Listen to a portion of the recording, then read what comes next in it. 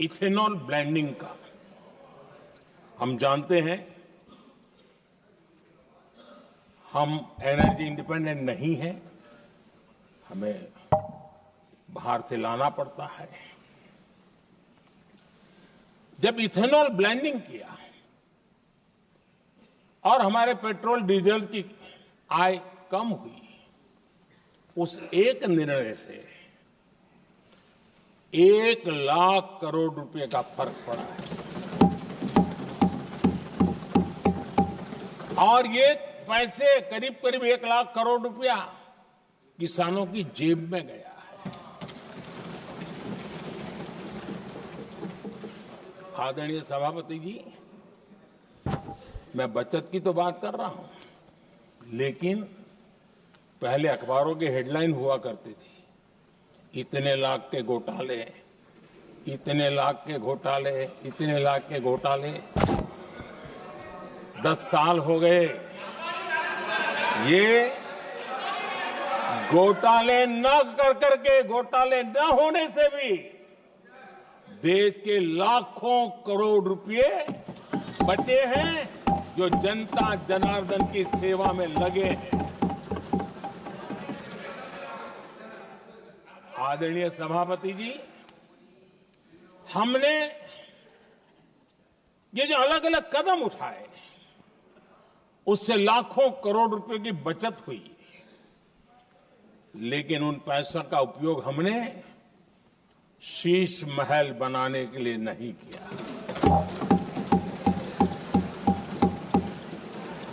इसका उपयोग हमने देश बनाने के लिए किया है। इंफ्रास्ट्रक्चर का बजट 10 साल पहले 1,80,000 करोड़ था, हमारे आने से पहले। आदरणीय सभापति जी, आज 11 लाख करोड़ रुपया इंफ्रास्ट्रक्चर का बजट। और इसलिए राष्ट्रपति जी ने भारत की नींव कैसी मजबूत हो रही है, इसका वर्णन इसमें किया है। रोड हो, हाईवे हो, रेलवे हो, ग्राम सड़क हो, इन सभी कामों के लिए विकास की एक मजबूत नींव रखी गई है। आदरणीय सभापति जी, सरकारी खजाने में बचत हुई वो तो एक बात है, और वो करना भी चाहिए, जैसा मैंने ट्रस्टीशिप की बात कही। लेकिन हमने इस बात पर भी ध्यान रखा है कि जन सामान्य के उनको भी बचत का लाभ मिलना चाहिए। योजना ऐसी हो ताकि जनता को भी बचत हो। और आपने देखा होगा, आयुष्मान भारत योजना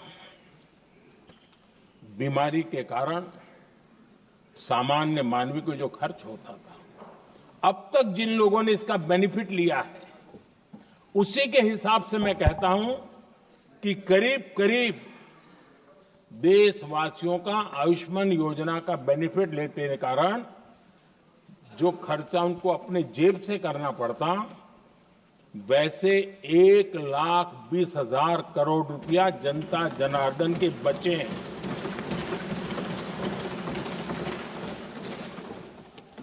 ये आवश्यक है कि अब जैसे जन औषधि केंद्र, आज मध्यम वर्ग के परिवार में 60-70 साल उम्र के परिवार के स्वजन हो तो स्वाभाविक है कोई न कोई बीमारी आ ही जाती है। दवाई का खर्चा भी होता है, दवाएं महंगी भी होती है। हमने जब से जन औषधि केंद्र खोले हैं,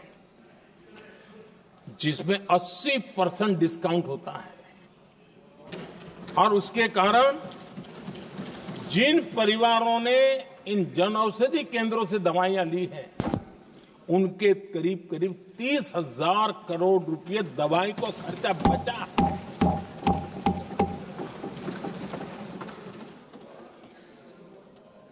आदरणीय अध्यक्ष जी, यूनिसेफ का भी अनुमान है, उनका कहना है कि जिसके घर में स्वच्छता और टॉयलेट बना